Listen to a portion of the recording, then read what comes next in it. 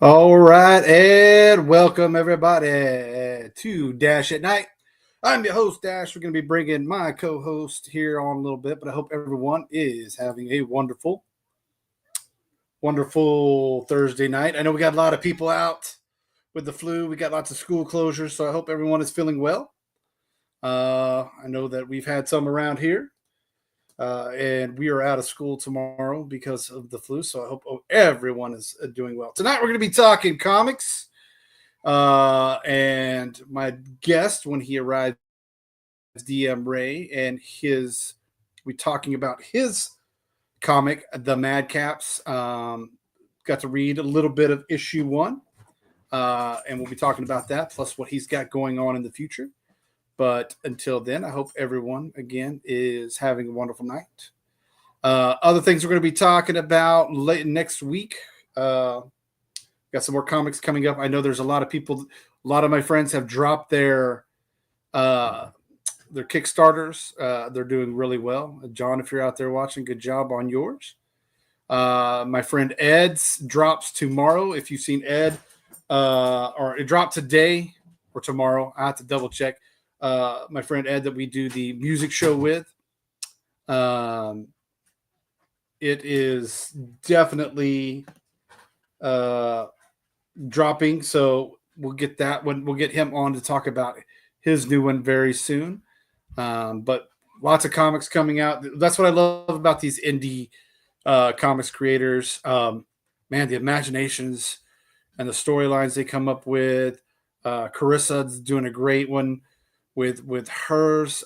We've got a lot of new westerns coming out, but tonight we're going to be talking fantasy with DM since he gets in, which shouldn't be too long.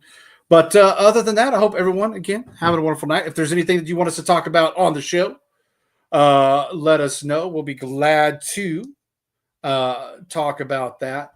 Always looking for ideas for shows. We just did our talk about Game of Thrones on Sunday. You can go check out the replay on this channel right here. We talked about the Game of Thrones and more about the novel than the television show. Of course, I made some huge guffaws in that episode, but that's what I get for uh, trying to do two things at once. So, other than that, we're going to be talking football next week. We got a lot of stuff coming up over the next week. Football, we're going to talk the NFL with Eric and Puffy. The Super Bowl, we'll have all your thoughts on the Super Bowl. Who do you think should win? Who do you think should not win? Is everybody against the Chiefs? We'll be talking about that. Let's see what else we got going on. Other than that, we next Wednesday, Ed and I will be on First Impressions again. We'll be doing Amy Winehouse. Be doing Frank by Amy Winehouse, talking about that album. This past week we just did From Zero from Linkin Park. Go check out the that on finishlinecomics.com. Finishlinecomics.com. You can go check out From Zero by Linkin Park. Emily did a great job, I think. We talked a little bit about that. So again, comics tonight. So what are you guys reading? Let us know in the comments below. Let us know what comic you're currently reading. I am on the Energon universe, G.I. Joe, Transformers. I think that run is totally awesome. Just got done with the Duke miniseries and the Destro miniseries. I still have yet to read the Scarlet. I will get to it soon, but I know that the G.I. Joe Energon universe is out. So I'm ready to check. I'm ready to check that one out and then see what's all going on with that. But let us know in the comments what comics you're reading. But I like these indie ones. Madcaps, like I said, I just read a little bit of it and checking it out. So we'll get DM to talk more about that when he gets on. So if there's anything you guys want to talk about, I'm just trying to kill some time till he gets on. What else is going on? I've just, I myself have gotten over the I don't know if it was the flu or what it is, but I did not feel very well. And so just got over that myself. But I guess I could talk about mine while he's bringing up. So coming soon. Let me get this banner off here real quick. Coming soon on February 18th. Mark your calendars. My first my first fiction novel is coming February 18th. Hell Comes to Texas, starring Colt Windsor. This is my first foray into fiction. So to say that I'm scared is one huge understatement, and I'm excited to talk about that when it comes out. But you can order on Amazon, and probably will have it up on Barnes and Noble as well, wherever you like to shop for your books. That'll be up on February 18th. This thing has gone through so many rewrites, so many changes from the main character down to the bad guy. It's changed over time because it just didn't fit. So that is, I think sometimes that's the hardest part, is getting your story to fit your characters. And the first couple go rounds that I had with this just didn't work. I was trying to work it almost episodic, if you will, with kind of like in Supernatural. Obviously, this is way influenced by Supernatural, but I tried to do it episodic, but with a whole novel, and it just was not working in an episodic way. What I mean by that, I was trying to have a couple of stories going in one big story. Now I could have done a short story collection, but I really wanted to get him all encompassed. All the characters have changed over time. So yeah, I'm excited. It's finally done for the most part. We're just doing some last minute touch ups overall on it, and then it'll be ready to go on February 18th. And then we'll see how it goes. I'd like to, if it does well, I'd like to turn it into a full blown, I don't know, maybe 3-4 book series. I don't think I could go any further with that with Colt, but we'll see. Other than that, I'm working on some other stuff. I am working on a couple of short story collections. One I will have that is from all of my short stories from school that I wrote when I was in school. They'll be putting that together in a collection, so we'll be doing that. And then I've got a couple of other good ideas that I hope we've been working on. And I'm excited. I can't wait to see where this goes. So yeah, February 18th, mark your calendars at Amazon. Hell Comes to Texas, starring Colt Windsor. That'll be ready to go. Hello, John. Good to see you, my friend. We'll have to get you on sometime and talk about yours. I know that you're doing well on your Kickstarter. I've been following you, and I'm glad that it's doing so well. So we'll have to get you on and talk comics here soon down the road, if you don't mind. But we're just waiting on DM. We'll get going.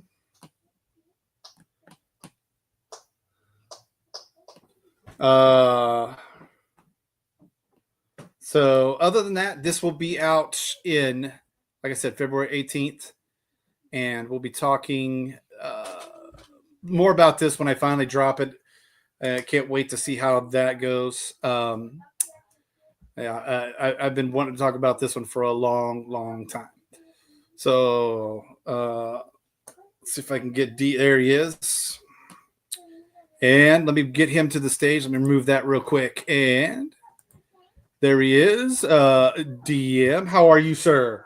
I'm doing well. Apologies on the delay. Kids be kidding before they get to bed. We'll put it that way. Kids be kidding before they get to bed. I totally get that. I appreciate you being so understanding with me. Man, we just found out all the schools around here are closing tomorrow because of everything going around. So you mean like a flu or the flu? Yeah, we got teachers wow. and students, and so we got. That's very interesting. I bet you before the pandemic that would not be a heard of concept. Cram them all in the room, get their immune system up, you know. Yeah, they've done it once. They've done it a couple times, I recall. But yeah, this one's I mean, this is my son's school. I know they're definitely closing, and so Yeah. but they've had a lot of teachers out, so and Wow. students. So well, enough talk about that. I again appreciate you coming out tonight. We're going to be talking about the Madcaps. Last time we talked, you and I were getting chastised for beating up Taylor Swift. So we'll Taylor try Swift, to keep yes. it. Yeah, you know what? That was a real fun time. In That the was a great future, time, I look forward to doing that with you and Mr. Davis again. Yeah, oh yeah, man. Those are so fun to do. Yes. That because it opens up a lot of different avenues for me. I don't think I wouldn't call myself a music snob, but there was he's opened me up to a lot of indie bands I would never have heard of. So I appreciate that. And I've opened him up to the 70s. Like I don't know if he likes the 70s so much, but That's great. Yeah, it was. And then even the last time we talked, we were talking about Madcaps and issue 1 and going from there. So catch us up where you're at.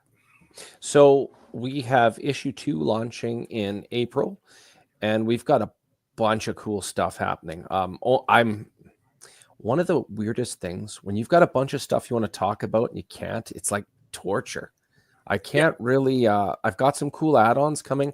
I can show some covers. You want me to show some? I could share them on screen here. Yeah, I love that. Do that. Give me a second here. I've got. Just make sure I have them all open first. I had one just done a couple days ago. That one I can't show, but I've got 3 that are already online a little bit, floating around on the interwebs and social media.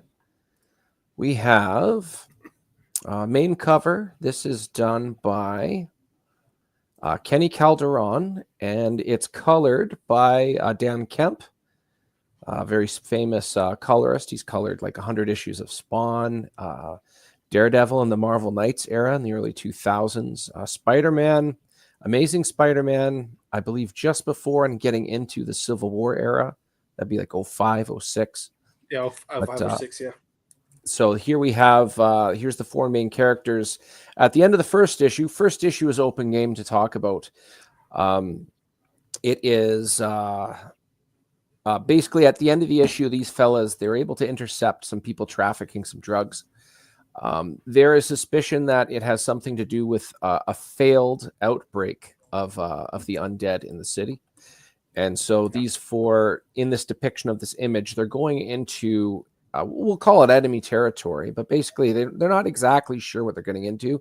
They just know that apparently this stuff's being distributed from a certain area. So this path, it's got a lot of overgrowth going around them. It makes some nice framework, but it's supposed to give an eerie, we're walking into danger. And you can see their different expressions on their faces, especially the big guy at the back, Madrakis, and the fellow on the right with the blue skin, Chazgo. They're not a big fan of conflict. They're a big fan of,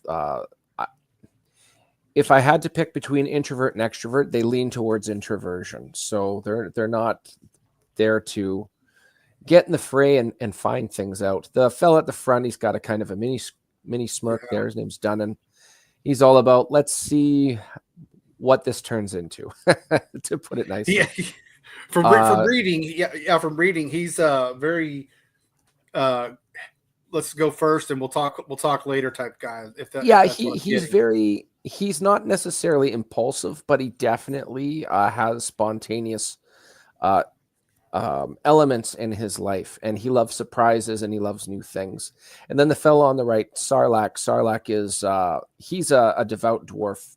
He's used to living out in the wildlife outside of the city, and the reason he's called a devout farmer is he's raised as a farmer, but he has big devotion to something only known as the divine. And this scenario of them walking into this turf, you can see the look on his face of, we have to get this done, regardless of how he feels about it. Right. And I really like how all of these characters have played off each other. They're all very different in their own form and manner. just to give compliments to the two pieces, or the two talents rather, that worked on this piece. Kenny Calderon, like, it's silly. I could look at this for probably an hour. I just all the little lines and everything, and then when Dan Kemp colored it, just the hues and the overlay of colors and the overlap of the glow, just everything has just a nice. It feels like there's life in every piece. Oh yeah. Of this image. I'm a big fan. And let me stop sharing that. I'll close. I'll share. I've got two other ones I can share with you here. Okay. Absolutely. As of right now, it's man, it's torture not sharing this cool stuff that it'll eventually get out, but I have to just say absolutely nothing. It's brutal. I mean, let's just call it a good problem to have, yeah?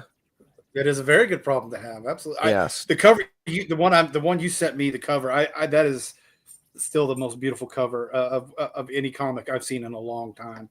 Now, is that the one of the first issue? Yeah, that's the one of the first issue. It's that's the Jimbo Salgado cover. Yes. Yes. Yeah, that one's dynamite. I've never been on the creative side of a comic before. So for me to for that first issue here, I just got it here. I'll share that. That one, it had to be a real statement. You know, I think of, like, you think of some type of martial arts, MMA or boxing, and you just go pro.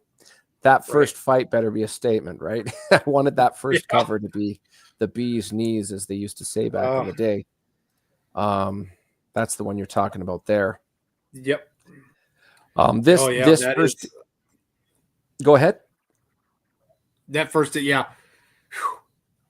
Gorgeous. Yeah, that's the one thing that threw me off is he left. When I saw some of the pencils, I was really liking it, but I didn't know he didn't leave any space on top. But it actually worked to my benefit. I'm actually happy with the title on the bottom. It was the end product. Just, it all came together. I've heard it worded by others. They'll say things like, "I can't believe you got those two souls to cross paths." So in this case, Jimbo Salgado with Dan Kemp, they've never worked together, but they're both veterans of the game, and they've been doing this for a while. And it's like adding gasoline on a really good fire. It's really raw. We already did. We could talk more though. Taylor Swift, she's got a big reputation. Big reputation. The last cover I have to share for the upcoming issue is of he goes by the name of Madrakis, the big green guy. He's actually a descendant. My apologies. I've got two more to do here. Let's do the Chazgo one first. That was shown not too long ago. This was colored by Dan's brother, Dave Kemp, and it was drawn by Jay Sloan. This is this one here is getting a lot of good feedback. Just the emotion from the anatomy to the lighting. Chazgo, any cover I have in a comic, I'm a big fan of having the cover have something relevant to what's inside that story. There's lots of individuals that will, and all the power to them, they'll have like 13, 14, 24 different covers, and they'll be of whatever, not necessarily what's going on per se in the comic. And I'm not saying there's anything wrong with that. I just wanted mine to have a little bit more connection and context to the story. So the reason this image exists, just like the last one where I showed them walking into the overgrowth, this one, it's revealed that Chazgo has, we'll call her a pet. Her name is Emic. She's a 3-eyed albino crow. You can see two of the 3 eyes. That's gorgeous. And Jay, pardon the pixelation here, just because of how it's being shown digitally here. But I have the pencils to this image, like just on the other side of the wall behind me there. It's in another room. And nice. It's just so amazing to see this talent. Like, these are characters that I made up. They're based off of real people, but at the end of the day, I've got this high caliber talent that's able to express things that I describe. It's just a really cool feeling for somebody who's fresh to the comic game. It's just a really nice, even like this one doesn't have the title on it, of course, but I can add little dynamics. For example, I want this wing to be in front of the logo of the Madcaps. I think that'll give it some nice depth and Absolutely. some nice dimension. And hold on, let me get my volume up here. Can you hear me okay? I can. Beautiful.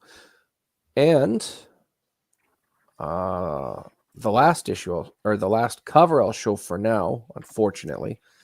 There's so much more to talk about. In regards to the art, there's just a lot of good stuff going on. This last one is tends to be a fan favorite. This is Madrakis, and in the first issue, you see him tap into his arcane skills a little bit, like you see him catch a zombie by the throat, and he sets the thing's head on fire and casts the body aside. Here it shows him using his arcane ability. You actually see him pulling some earth upward. So yes. I think Rod Ramos Rodolfo, he drew this one. Just the dynamic pose, it feels like comic book without taking away from the fantasy element. I found that not overly challenging per se, but it is something I've continuously had to keep in mind. You don't want to lean too much one way or the other if you're trying to get a certain niche of fan base. And again, this does happen in the comic in some form or another. I wanted a cover that reflected a specific scene, so I actually showed the script of the scene plus reference pictures of Madrakis, and then this was the end product. You can tell, the reason you could tell he's using his ability is his sword is glowing. You could see the flame coming off of that blue blade, or a purple blade rather. And again, just I could look at certain elements for like ever. Yeah, he's my favorite character. He is my favorite character. Yeah, he back in the 90s when Power Rangers was at its zenith, there was that 6th Ranger, the Green Ranger, and everybody loved him. He always did a lot of cool stuff, but he never did the metaphorical. Very seldom did he ever do the finishing blow on a monster, but everybody loved him because he was kind of, well, at the time we didn't understand it, but there was that growing trope of the anti-hero, and the Green Ranger was like bad guy turned good. But anyways, in this case, we don't have a bad guy turned good, but he does a lot of the cool stuff. And another thing on top of this, like this specimen, this individual, he clears or he's just clears 6.5 feet. 6.5. He's like 350 pounds. He's a large individual. The most intimidating thing about him is actually his brain. And I really wanted to have a character. I wanted to break the trope of this individual is big, therefore they're dumb, and all they're good for is taking in a bunch of arrows and front lines at the very start of a battle, and that's about it, kind of thing. This guy is actually highly intelligent. His biggest flaw is people just mistaken him for an oafish. He feels like he's lost a lot of opportunity because he's always doing things for others, but never has enough time to put his face in a book. And he does have some limited arcane ability, as you can see here, and you get to see it a little bit more in this issue. I'm excited to when it comes out in April. Yeah, he's that was what endeared me in this first episode, or this first comic here. Everything about him, I immediately from the start when he's there at the beginning, I was like, all right, I already got a favorite character. And I love, you can see his character build up from the get-go, and I love that about that character. Yeah, he's got a lot of, all 4 characters do, but for a fan favorite, anybody that's a favorite of this guy, they'll definitely like him even more as this goes. In the first issue, he does some cool things, but I already mentioned how he leans towards introversion. Yeah. You don't see him say too much. It's not that he's silent all the time, but compared to someone like the little guy, Dunnan has no problem filling a room with killing silence, if you will, with a conversation. But he's more of a thinker and more of a doer. And all of that armor, he's not really a fighter. He's not a skilled fighter. Like that blade, he can swing it hard, but he can't swing it skillfully. Yeah. And all of that armor is actually just ceremonial. He doesn't know too much about his culture, where he's from. He was actually hatched as an egg by some humans that purchased him. Oh, wow. I did not, yeah. And so any little piece of information he can find out about his people, he'll get. It's not too much, but one of them is that armor. The armor is that to reflect his people. He doesn't really have a lot to base. Well, who am I and what did I come from? A lot of people take that for granted, and he kind of is. It's kind of an anomaly to him. Like, what do you mean you know your parents and their parents and their parents? I know the humans that raised me, and I've had some tough times in Ivywood, as you see in the first issue he alludes to, not wanting to even be there in the first place. So it's kind of made him I don't want to say sheltered or guarded, but he doesn't go out of his way to get attention. Ironically, despite his size and appearance and what he chooses to wear, which in turn makes him stand out. I need some background on. So you started off and it's so perfect in this first issue. And so I was like, I need some Ivywood. I need some backstory on Ivywood. So will we see? Will that be coming through the future issues, or is that something you got special on hold, or what are we going to see there? So my first priority. So you ever heard the term like this is a close second in priority? I don't have any close seconds. So right now I do have second, third, and priority lists, but by far my top priority is, because this is my first time, I want to make sure all 3 issues happen. So I'm focused on issue 2. We're just getting to the final stretch of getting all the art together, everything lettered. And when that's done, and the Kickstarter's done, we'll be sending it out. And then I will be repeating the pattern for issue number 3. Issue number 3 is huge. I already have covers in the works for it, like being made as we speak. And after that is done, depending how, I'll probably do a trade paperback after that. And depending how well it's received, I can't gauge how well of a writer I am. Only other people can. The only thing I could control is what art, what talent I could get on the project. But if it gets enough positive feedback, I will consider doing more around the lore of these 4 individuals, and potentially Ivywood too. Well, I don't think you have anything to worry about in the writing department. If you I loved it. I mean, I said, thank you. You're hooked. It flows so well. Thank you. And absolutely. Just I mean, I was getting chill bumps reading just the first couple pages, because your story. When I read stories, you want to be hooked right away. And like I said, when you get Madrak and them talking about Ivywood, and he's like, I've been cleared of that. All right, now you got me hooked. And yes, and like I said, it flows so well. And you can tell. I love that you can get the characteristics. You don't, even if you didn't have the drawings, which the art is gorgeous, but even if you didn't have that, you definitely can pull out a little bit of their personalities. Just from the way they talk and the way they're wording. So your writing is spot on, my friend. Thank you. I appreciate that. One of the biggest challenges I had for issue 1, I showed the script to a couple of people in my closest circles, a lot of older friends and stuff. And most of them said they did not trust Chazgo. They felt he was real sketch, as the kids say nowadays. One way I tried to cancel that out a little bit is I had him narrate everything. Before that, I didn't have any narration. So in this case, it's just narrated. He's speaking to one of his or somebody he knows very dearly named Annette, and he's talking about the night, and then the panels played out, of course.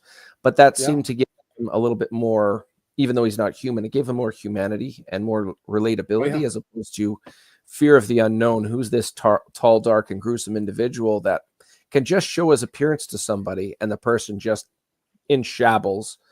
I'm not going to talk. Well, how about look at this guy's face? Okay, I'm going to talk, like, to get him away from me, kind of thing, which is really, really awesome. Yeah, I mean, I didn't get sketchy from him, but now that you say that, I mean, I totally get it. But Yeah, I Without the narration, a lot of people felt he wasn't shown enough, and it was kind of like I can't relate to him. There must be something wrong with him. yeah, that's pretty good though. Yeah, I like all But of them. I think your characters are unique in their own way, and I think again, I think that's what I like about when you can tell a fantasy story, even in comics or just even in writing in a novel or anything. It's sometimes it's hard to make unique characters because we've watched all the Dungeon Dragons movies or cartoons yeah, or we've read all these and we played the game and sometimes they all seem the same. But I that's what I said. You did it perfect. You made the juggernaut. You made him smart and where you wouldn't get the oafish or grog, as I like, if you've watched yeah, any Critical Role, grog. You yeah. don't have the grog, and I love that. I think again it makes it unique and it's different, and you nailed it. One thing that I tried really hard doing is, well, to start, this story is actually based off of the first homebrew campaign I ever ran for D&D. Right.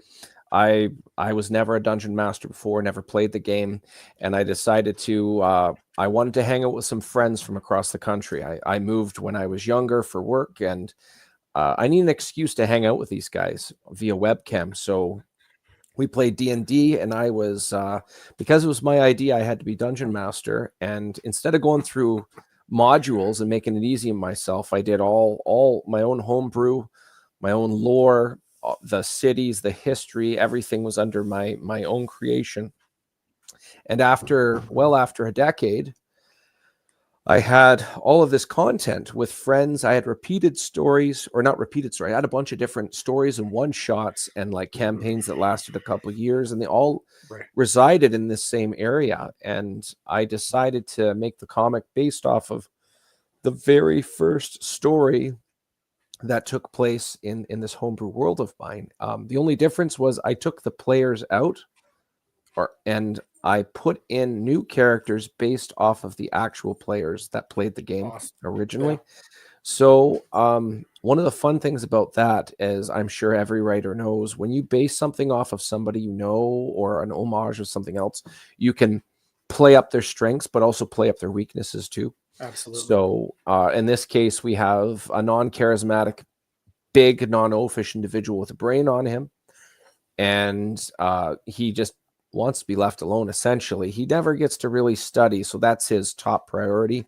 A close second, in this case, would be he likes adventure. He does like lore, history. If he were to find some ruin, assuming it's safe, of course, he would have no problem scouring every brick and fallen brick on that thing and making note of any interesting anything of it, the architecture and stuff. He's a real fan of reading and history, and in this case also the arcane, which is really nice to finally show.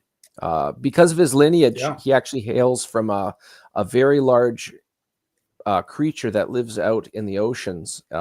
It's referred to as the storm worm. It's basically a large kaiju-like electric eel, and because of that, he can vomit lightning out of his gizzard. So I assume you've seen that in the one part where he just decimates some zombies. Much like anything else that has a natural defense, even remotely similar, be it a snake with venom in its fangs or a skunk with its smelly defense mechanism, it can only do it so many times. So that's the only reason you see it once in that issue is he spent it. So it has to replenish itself before he can use it again. I'm not a big fan of overly powerful, infallible individuals. I've said this on other podcasts, but I'm sure if I was 8 and I was told to make a super team, well, they'd all be like 7 feet tall, excessively muscular. Any one of them could like take on any army of any country. Just like, yeah, they're the best. They're so cool.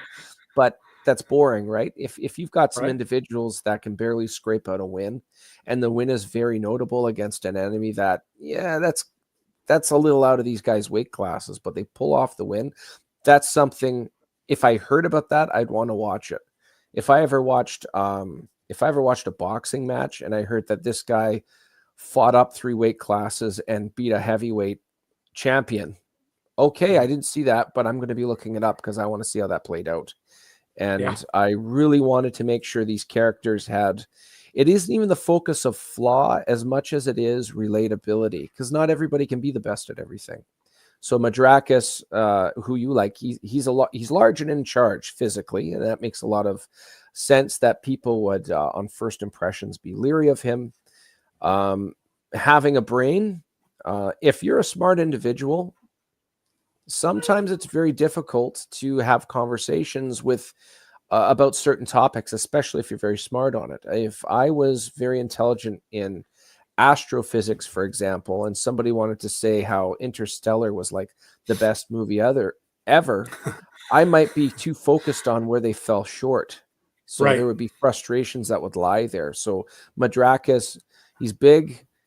He's very imposing, but he stands out like a sore thumb. But he also has a brain, so people don't like him per se, as it's alluded to in the first issue.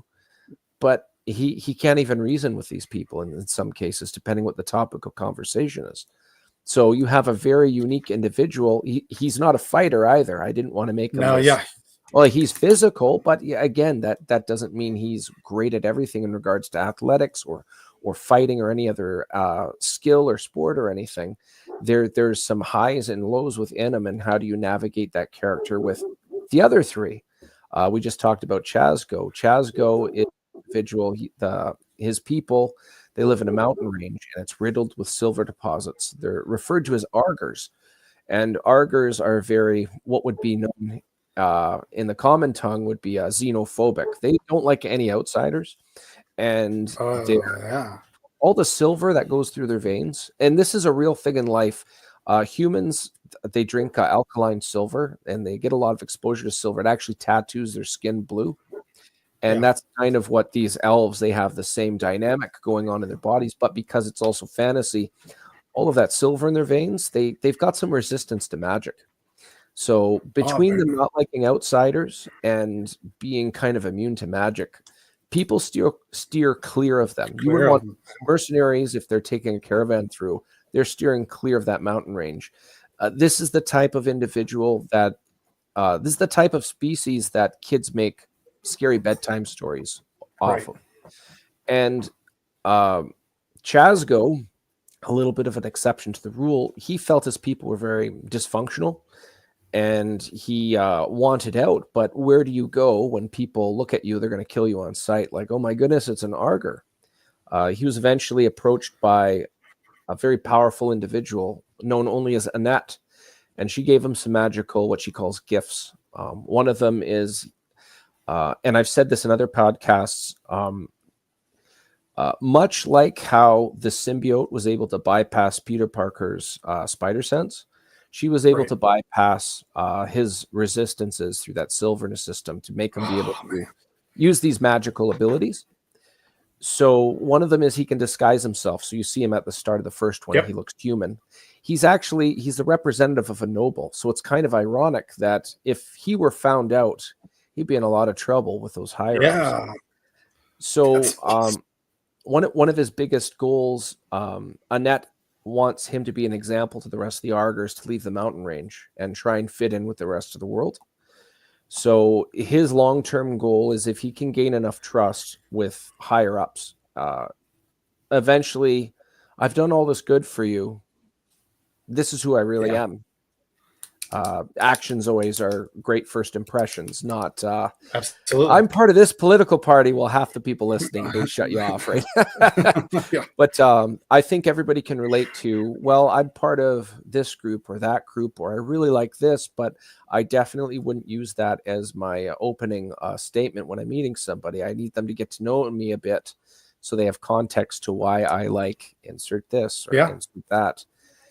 And aside from the other three members of this story, nobody else really knows that he's an Arger. They all think he's a human. Oh, wow. And so this is a person who, they're the two introverts of the group, much like Madrakis. He, in certain ways, for his own respects, he's very, very reserved. And he likes his privacy. So that image I showed you of him sitting down with his pet, resting on his back and shoulders, Jay Sloan, who drew that, obviously with Dave Kemp's lighting, they did a very good job. You can't really tell if he's feeling lonely or if he's indulging in solitude and just milling in his thoughts. And I thought that was really good because anybody who looks at it, it's up to them to interpret. Yeah, Is he sad, or interpretation. does he just want to be himself, And just the emotion and the pose and the body. And it's almost like even his hand that's being lit there. Here, I'll show it again. This because it's Yeah. kind of a funny observation here. It's like he I get some Drizzt vibes from him. Is there any? I've heard you know what I've heard like Drizzt, and I've also heard of a what's his name, Nightcrawler from the X-Men. I've heard of Nightcrawler. Yeah. Yeah, but in this case, I wanted something that looked. I wanted him to look very intimidating, but passively. So, I was told it was actually. Studies are showing that the reason humans, when they see like a horror movie and something looks human but slightly off, the reason that's disturbing is instinctively there's lots of predators that disguise as the thing they're trying to track. So instinctively that looks slightly off, that's probably trying to kill me. So this blue-skinned elf he always has what looks like a neutral, not quite a scowl, but a neutral face. You don't know what he's thinking. Most people socially, they'll smile. People will speak with their eyes and their mouth and stuff. He's completely reserved. And that's a hard thing to read. And that really bugs people at times. And I've heard another analogy with the magic that's going off his hand there. Somebody said it almost looks like he's in the middle of a shift at work and he's just outside sitting on a milk crate having a smoke. And that's the cigarette coming off. You don't know if he's exhausted or if he's if he had no context, maybe he's a religious character and praying. And Chazgo's not of a religious faith of any kind. But with the window, context. It's a very hard read, but it's still very intriguing. I was very happy with how they put that all together. Yeah, I love the interpretation because. When you first popped that up, Drizzt was the first thing that came to my mind, and I'm thinking, all right, he's got some, he's working some stuff out. I don't think he's upset, but he's definitely working some stuff out in his head. So I love that. Yeah, man, that's such a gorgeous cover. Yeah, I'm definitely a fan of how that all came together. I really, really, really enjoy all of the talent I've been working with. Also, shout out to my publisher, Philip Russert of Philbo Publishing. He's been just amazing. He's been very accommodating. It's been just like everybody else. It's always great to bounce ideas off of him. He gives me honest answers.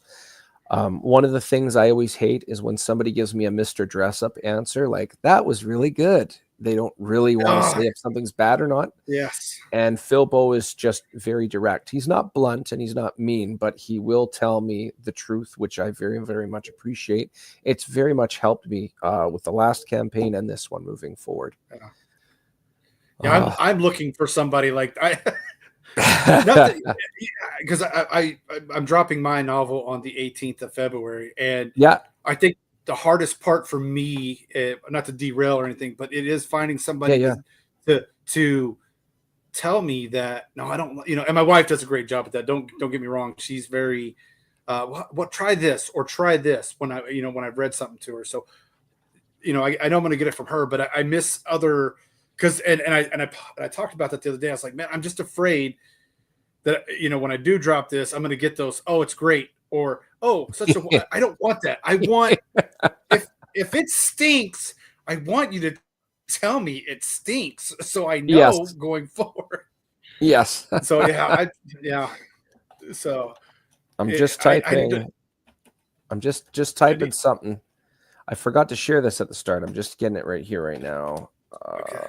Yeah, I need to find ideas or an idea person or someone to be like, all right, you're on the right track, but let's not sound so knuckleheaded. Anybody that I've asked to read anything of mine, I tell them I'm not looking for the good. I'm looking like no news is good news. I don't need good news. I need to know what the worst is. Everybody's going to base anything I provide off of the worst thing. If the worst thing is a gone, well, it's now on its average is up because the good stuff is still good. But if I get rid of the worst things, there's more cream of the crop and there's less less dead weight. That's how I look at it. Yeah. And I'll just tell them straight up, pick this apart. Where does it need to be improved? The feelings I have aren't the ones you can hurt right now. So like pick it right apart, Yeah. I think that's what I appreciate about going to school. Appreciated going to school with, the people that I went to school with. We were very, some of the greatest people I met through school because we were all going through the same thing. So I think we all felt the same thing. And it was nice to have a lot of outside eyes looking in, but now we're no longer in school. I don't even know where half these people are. Yeah, I get that. That was the whole reason I made this comic. Just exactly what you just said there. Like this comic, as you've read the first issue, you already know taking it in. Anybody that has friends that they don't get to see as much anymore, one friend or a circle of friends, that one time you do get to spend a bit of time with them, it is very recharging. Doesn't matter how much time it is, how little or excessive, but anytime you get to walk away from something like that, it galvanizes your day-to-day routines and the things you have to do next. It's better than any vacation. I would pick seeing 3 friends in the middle of the North Pole over going to Hawaii anytime. I would Absolutely. I could take the most mundane thing. I said to a friend once, if I drove a stake into the lawn and sat at my front doorstep and threw rocks until I hit the stick, from 1 to 10, that's maybe a 2. But if one of my friends is with me, it's a bare minimum 8. It's suddenly amazing. Absolutely. So this book, it's all about them just getting back together, and it's not really fully explained why, but Dunnan has this idea about a job, and that whole thing gets derailed with the undead outbreak that they help stave off. But anybody that has friends that they don't get to see, they can relate to this. This story, it's just 3-issue miniseries. It's an homage to that level of camaraderie that everybody longs for, and they don't get to do it enough. You read this book, you will see their interactions. You'll be able to relate at least in one form or another, and I'll put money down you will at least have one person you can relate to. You mentioned Madrakis. Each one of them is different enough in their own respect, but you can tell they're friends because of how they jive together, how they don't jive together, and how their differences actually complement each other, which is a really nice thing. Yeah, that's excellent. Yeah, you hit it right on the head because, I was military and, a lot of my friends are spread out throughout the world. So when we do get a chance to have our Zoom meeting or FaceTime, it's great. It's great. It's special. Special doesn't even do it justice. Yeah. It's a really good thing. I was told once, there's this Greek parable, and translated to English, it roughly says, you can cross the same river twice, but in reality, you never truly cross the same river twice. Obviously, in reference to the rivers always shifting and stuff. And even if you had like a really good like high school experience, if you were to get all those people back together, some of them might not be alive. Half of them are probably parents. Everybody's like probably 30 pounds heavier than they used to, and half of them are hairier, but they're balder at the same time, and it's different. It's not the same. But even if you get to spend a little bit of time with these people for a little bit, you get a little bit of it back, and there's a lot of magic to that. And all I wanted to do was pay tribute to that through the theme of medieval fantasy. With the theme of medieval fantasy, but through the medium of comic book. And like I said before, my priority is getting this number 2 done, out the door, into people's houses. And then number 3, as they say in volleyball, it's like bump, set, and spike. Number 3 spikes, and it spikes really hard. But this number 2 coming through, the stakes raised from number 1. Number 3, the 2 issues prior, these main characters of the story, they're continuously playing catch up.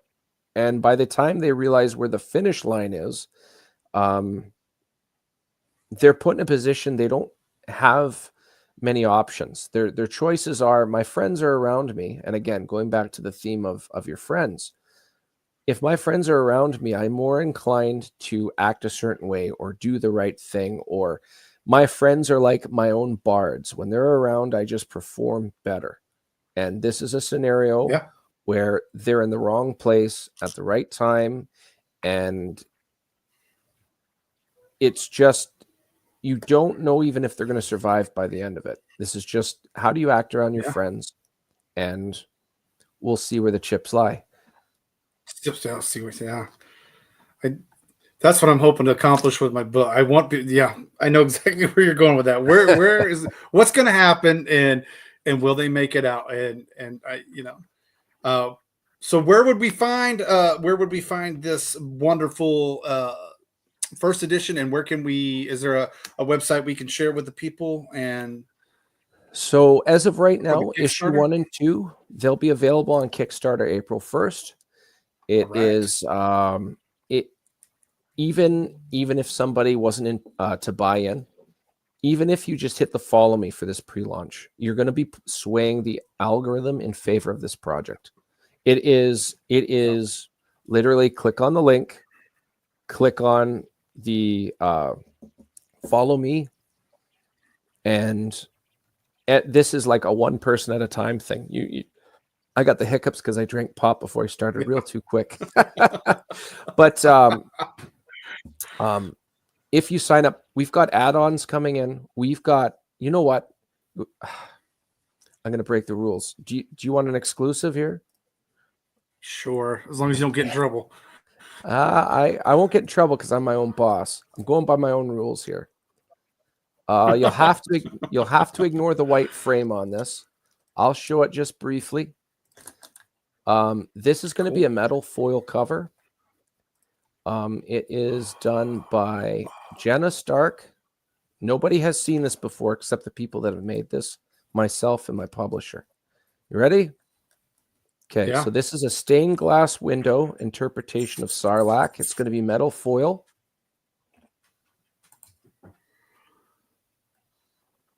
And this is something that actually happens in the comic. So there is a book. Sarlacc is the one who finds it. And just like the other covers, it is a critical point in the story. Jenna, the way Jenna made the stained glass follow that bloom on the logo, just magic. Just nothing short of magic. The coloring, it just complements each other in such a way I can't fully put to words. The white border, you have to apologize. I wasn't anticipating showing this now, but I think the metal foil is going to make it look even more stained glass. It'll add to the effect. That's the one you saw it here first, folks. This is one of the 5 covers that'll be available. You've seen, this is the 4th one I've shown off, but I'm going to stop sharing now. I wasn't supposed to do that, but anybody watching right now, click on the follow link. There's so much more I want to show off. And like I said before, I only surrounded myself by talent that I feel is worthy of the industry. I wanted to make sure I got a lot of no's when I asked people, because in the grand scheme of the comic business, who am I, right? So for me, without any type of a name to myself, asking these people and they say, sure, I'm completely floored. But I guarantee you there's a lot more to show off. Please click on follow right now. You can look up The Madcaps issue number 2 on Kickstarter. We launch in April, and it's going to be a great time. Yeah, you guys got. It's been great getting to meet. I've met a lot of great people through this, and it's through these Kickstarters, and it's phenomenal to see all you guys doing so well. So I mean, I'm following you on your Facebook page, DM Ray. So thanks, man. I am very excited to see where we're going, or where you're going. I shouldn't say we, where you're going with Madcaps. But I love everything so far. So you'll be dropping April 1st, you said? April Yes, or March? April 1st. We'll probably have a launch party on Phil Russert's Okay. profile, and it's coming quick. I always compare these things to like a carnival. It's just as scary as it is exciting. Oh yeah. Yeah. Yes. I know that. But it's going to be Oh, this is going to be just as fun as the last one. There's so much to talk about, and I wish I could say more, and I can't. I get it. Yeah, I get it. Yeah, I bring mine up to show you real quick. This Oh, is where we're beautiful. at with mine. I love that cover. Uh, That's really nice. that's the one we're going with the hardback. I got a different one so I'm Wow. gonna have a hardback edition and a softback edition. And so just it, with I'm just new at this, so I'm going the novel route, but Yeah. this is basically I watched an episode of I love Supernatural. I love Dean Winchester. Oh, yes. And I watched an episode, or one of the episodes, he goes back in time, and it just struck me like, what would when did all this hunting start? Now I allude to it going back even further in the book, but I wanted to how would you monster hunt? How would you monster hunt without internet or Yeah. cars and getting to all the yeah, they're having to do it very old fashioned style, if you will. They're all, almost Flintstone style, almost caveman style. They have to find books, and they have to find things that they're looking for. And so that's the route I went. I'm hoping I'm translating it well, but There's an individual yeah, I think you would appreciate on your show, Carissa Grant. I've talked to Carissa a couple Talk to times. Chris. Okay, cool. Yeah, no, Oh she yeah. has.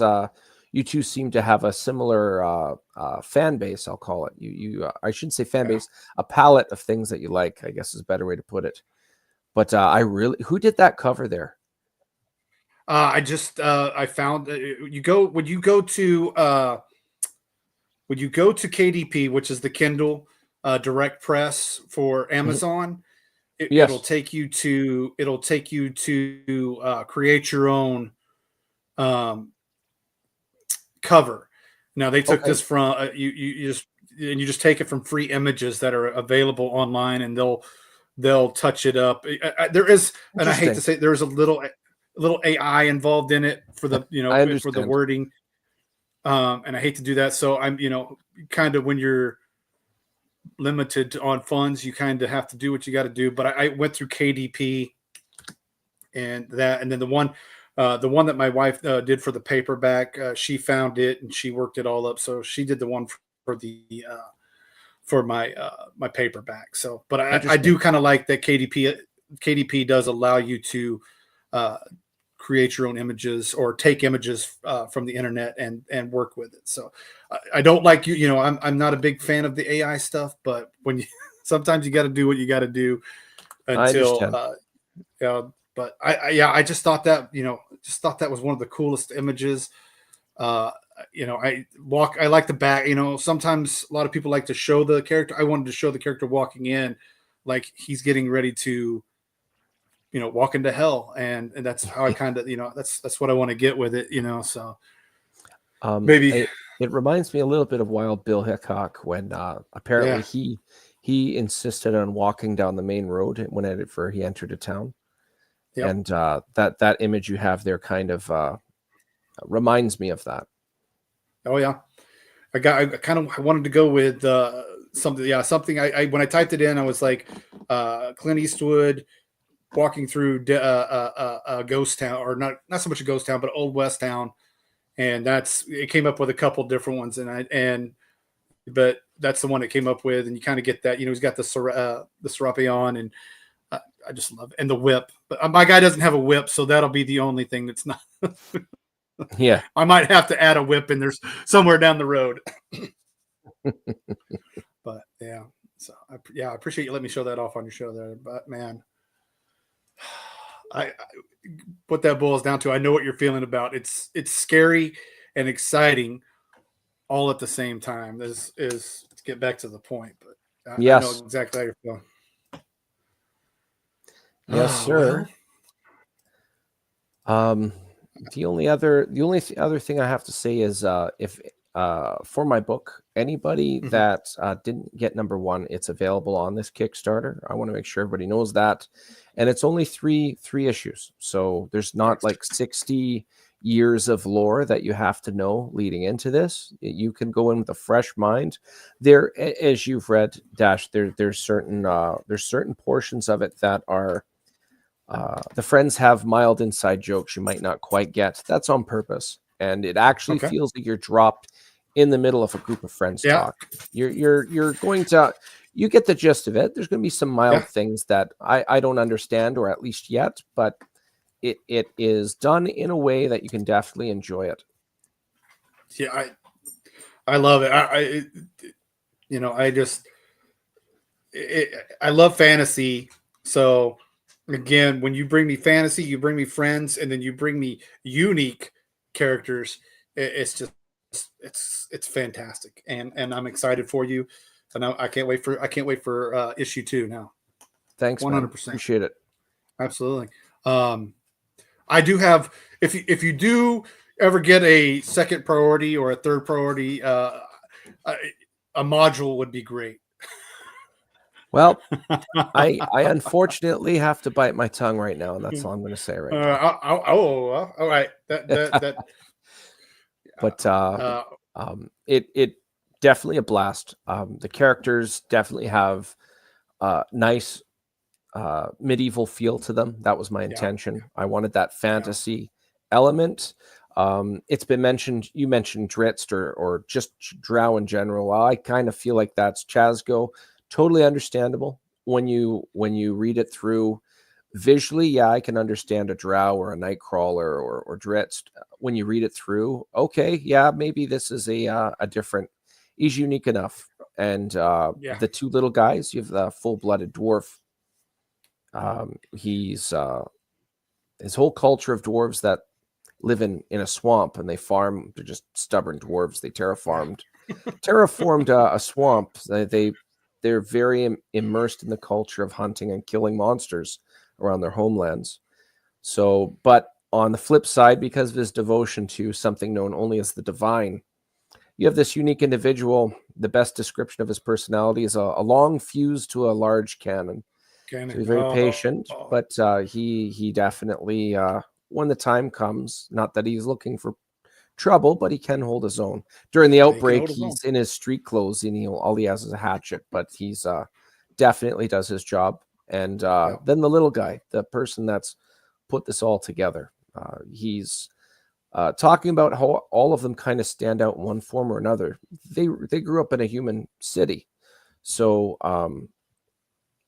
Sarlacc being a dwarf, a holy guy, if you will, who Yeah. raised a church in that city and just wants to lead by action and do well by others less fortunate. Dunnan, the little guy, he's very different. He's a half dwarf. He's got a gnomish mother and a dwarven dad. Much like how his mother has magical influence on nature, he, for whatever reason, has magical influence on metals and crystalline structures. So that Oh, telescope wow. over his shoulder, he's rigged it so it can blast out rock and cause of arcane force. Um, he can I love it. that smithing hammer of his, he can heat it up red. He can heat up steel and metals and stuff. Um, he gathers where he got these abilities from. He thinks it comes from both lines, like he's kind of Okay. a half breed, if you will.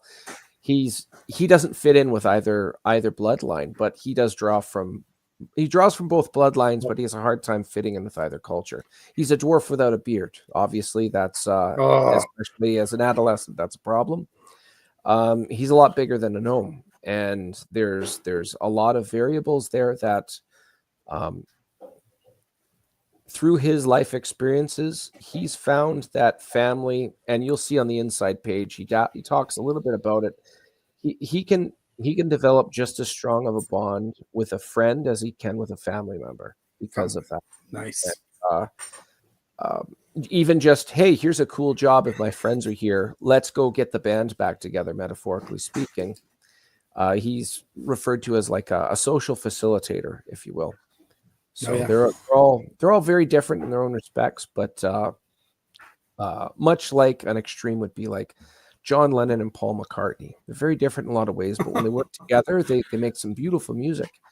They Or make beautiful music. Yeah.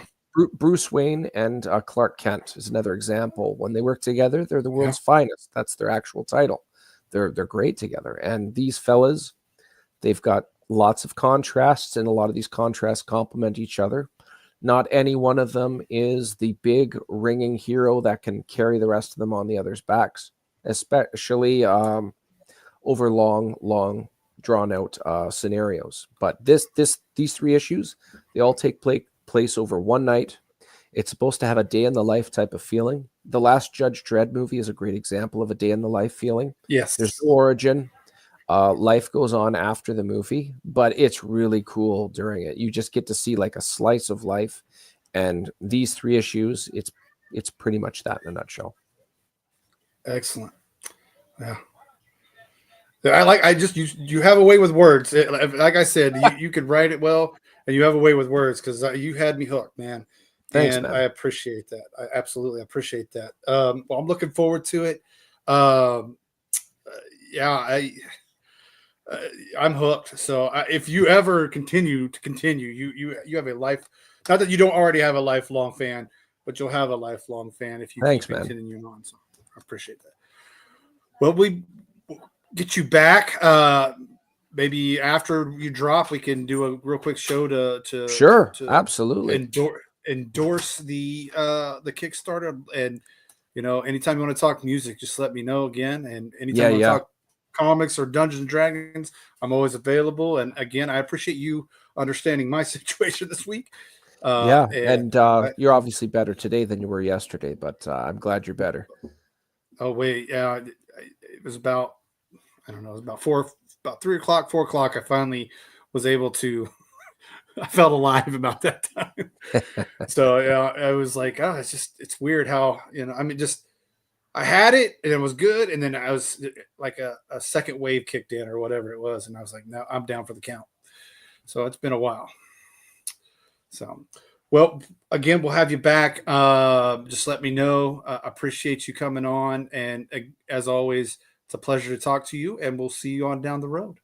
Right on. Well, thank you very much. Check out the Madcaps coming in April. Absolutely. Thanks, guys, for coming out. We'll be back for the next show. Like I said, you can catch Ed and I. We're doing Amy Winehouse Wednesday night. Amy Winehouse, Frank, the album. It's going to be fun. Surprisingly, I'm a huge Amy Winehouse fan, and that's the only one that I've heard. I've heard a few songs on it, but never listened to the entire album. So it'll be fun to finally get to listen to that one. Yeah, that's a good one, man. Yeah, I'm jealous. Oh yeah, we just did Lincoln Park last week. The new From Zero. Gosh, so good.